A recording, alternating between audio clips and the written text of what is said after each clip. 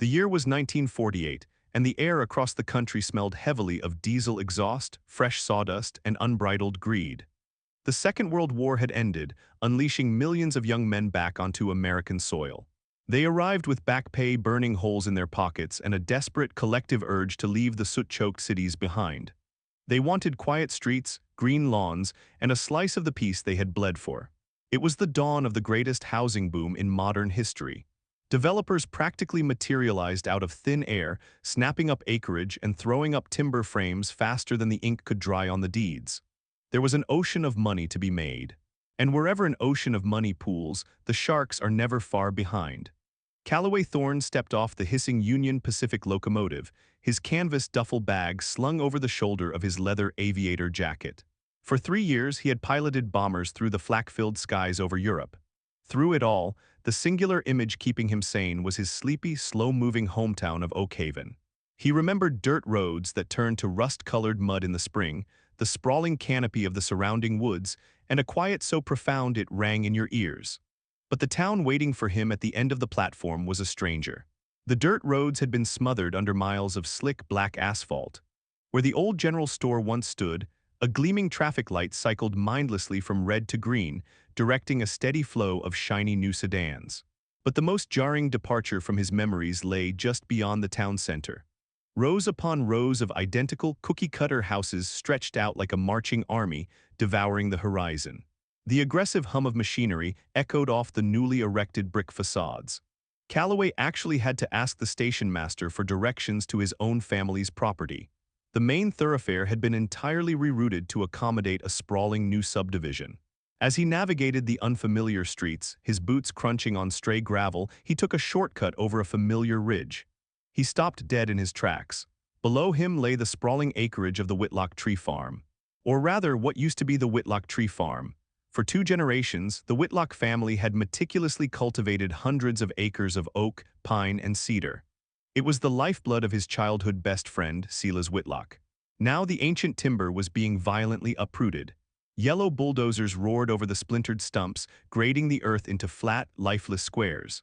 Surveyors in hard hats were already driving wooden stakes into the soil where the Whitlock barn used to stand. Calloway felt a sickening twist in his gut.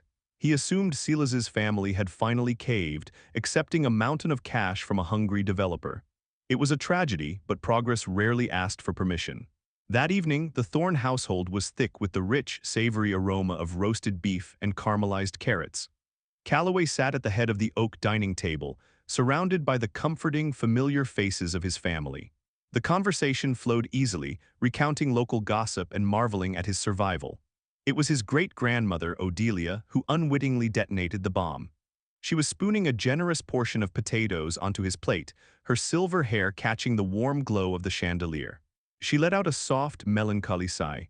"It really is a blessing to have you at this table, Calloway. I just wish poor Silas was still alive to see you come home."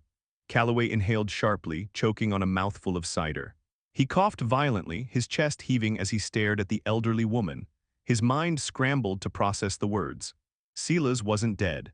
Just 4 days prior, before boarding the train in San Francisco, Calloway had retrieved a piece of mail forwarded from his military address. It was a postcard featuring a hula dancer and a sunny beach, signed with Silas's unmistakable, chaotic scrawl detailing his grueling naval duties stationed in Oahu. The dining room fell dead silent as Calloway wiped his mouth, his jaw tight. He pressed his family for answers. The grim reality spilled out in hushed, uncomfortable tones. While Silas had been dodging torpedoes in the Pacific Theater, his father had suffered a massive, fatal stroke. Less than a week later, his mother's heart simply gave out, a medical anomaly the town doctor attributed to profound grief. Because of the chaos of the war and the rapid succession of the deaths, the military bureaucracy failed to notify Silas. The town, having not heard from the boy in over 2 years, collectively assumed he had perished at sea. And Mayor Sterling Cobb, a man whose morality was as flexible as wet clay, saw an opportunity. When Reginald Baines, a slick out-of-state developer looking to capitalize on the housing boom, rolled into town, Cobb welcomed him with open arms. Baines needed land. Cobb needed a healthy deposit in his discreet offshore accounts. Since the Whitlock estate was seemingly abandoned by a dead lineage, the mayor pushed through an emergency municipal seizure, granting Baines Construction the permits to bulldoze the tree farm for a massive suburban tract. Calloway didn't wait for dessert. He threw his napkin onto the table, grabbed his coat, and sprinted out the front door. He cranked the engine of his father's rusted Ford Model A, the tires spinning violently in the dirt driveway before catching traction. He tore down the newly paved roads, ignoring the brand-new traffic signals, and slammed the brakes in front of the local telegraph office. The operator, a drowsy teenager reading a comic book, jumped as Calloway slammed a crumpled dollar bill onto the counter. Calloway grabbed a pencil and aggressively scribbled onto a blank slip of paper, his handwriting jagged with adrenaline. Parents passed, farm being bulldozed 4 houses. Come quick, Calloway. He watched the operator tap the message into the wire, sending the electric pulses racing across the ocean floor toward the Hawaiian Islands. Calloway never received a reply. He imagined Silas reading the slip of paper, the color draining from his face, before dropping everything and storming the docks to secure passage on the first military transport headed east. Exactly 4 days later, the heavy oak doors of Oak Haven City Hall were practically torn off their hinges. Silas Whitlock stood in the entryway, looking like a vengeful specter summoned from the deep. He was still wearing his crisp, white Navy uniform, though it was deeply wrinkled from days of relentless travel. His skin was bronzed from the Pacific sun, but his eyes were entirely devoid of warmth. A lethal, terrifying silence fell over the municipal lobby. The poor desk clerk, a mousy man clutching a stack of zoning files, visibly trembled. He tried to speak, fumbling over a greeting, but the words died in his throat beneath Silas's suffocating glare. The commotion drew Mayor Sterling Cobb out of his lavish corner office. Cobb stepped into the hallway, a patronizing smile plastered across his face, ready to scold whoever was interrupting his afternoon whiskey. The moment Cobb's eyes locked onto the dead sailor, the blood vanished from his face, leaving his complexion the color of old chalk. The mayor's jaw went slack. He let out a pathetic, strangled gasp, stumbled backward, and retreated into his office, violently clicking the deadbolt into place. Silas didn't yell, he didn't pound on the door. He simply turned on his heel, walked out of the building, and drove straight to the neighboring county. He didn't need a weapon, he needed a lawyer. Silas retained the services of Ezekiel Vance, a ruthless, methodical attorney known for dissecting corrupt politicians with surgical precision. What followed was a brutal, 7-year legal siege that tore the town's administration apart at the seams. Ezekiel filed an immediate barrage of injunctions, freezing all construction on the Whitlock land. Reginald Baines, the developer, was caught entirely off guard. He had already pre-sold over 20 of the partially built homes to eager veterans and their families. With the site locked down by federal court orders, the wooden frames of the houses were left exposed to the brutal winter elements, rotting and warping in the snow. Baines hemorrhaged money daily, fighting a multi-front war against Silas's relentless lawsuits and the furious buyers demanding their deposits back. The discovery phase of the trial was a bloodbath for Mayor Cobb.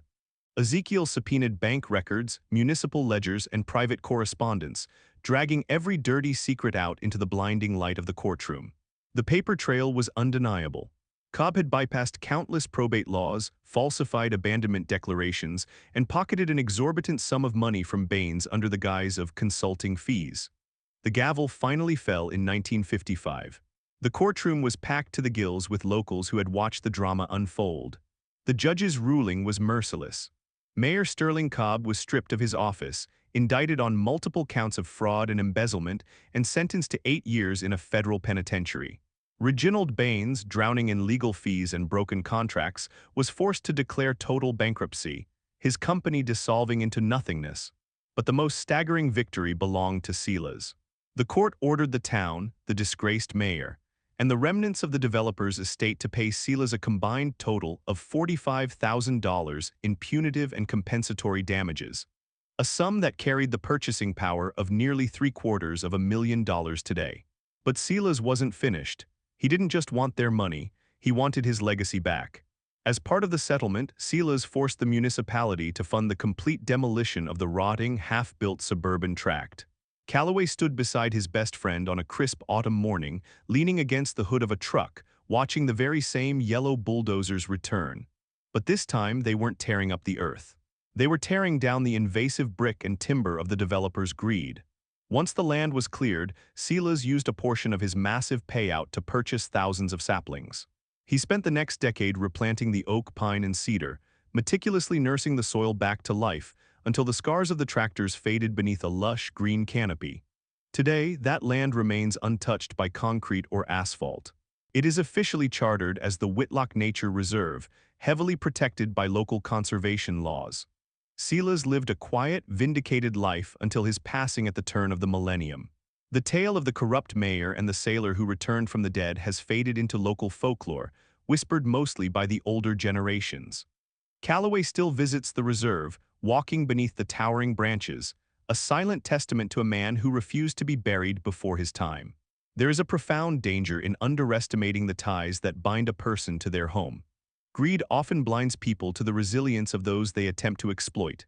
Assuming someone is powerless or entirely out of the picture is the fastest way to invite your own ruin.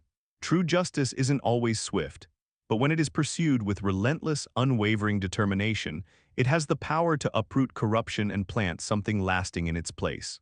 If you enjoyed this story of vengeance and resilience, make sure to hit that subscribe button, like the video, and leave a comment below. Have you ever witnessed someone get exactly what they deserved after trying to pull a fast one? Let me know your stories in the comments, and I'll see you in the next video.